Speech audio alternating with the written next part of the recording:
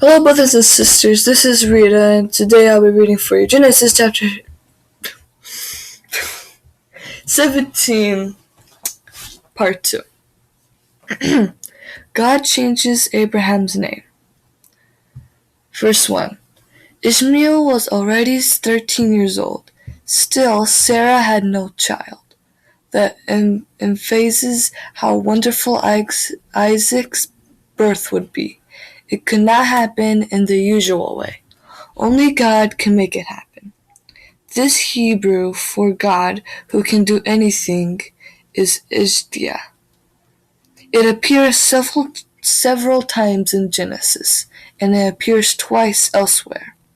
The writer of Genesis uses it often when God promises descendants to someone. God told Abraham to walk with him. This means that Abraham should live in the right way. He should do what God wants. So then God would always be with him, and Abraham would know it. And Abraham would do whatever God wanted.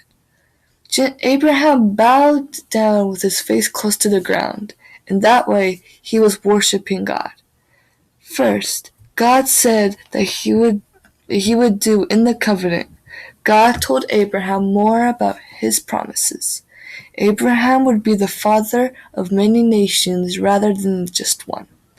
God repeated the words Genesis, nations, and father several times here. God's covenant will last always. God promised always to be the father of Abraham's family. Several Hebrew words here are like the name Abraham, which means father of many people. The meaning of names was important to people at that time. God would do as he promised. Abraham's new name showed this.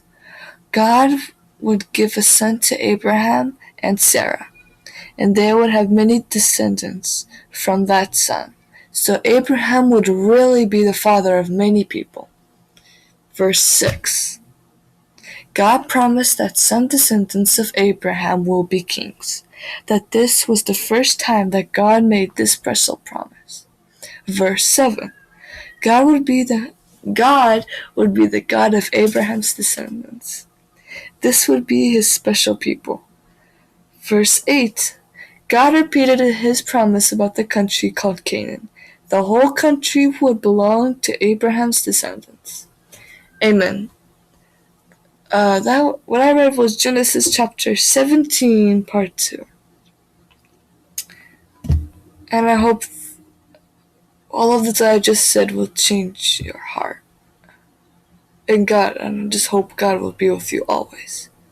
Amen.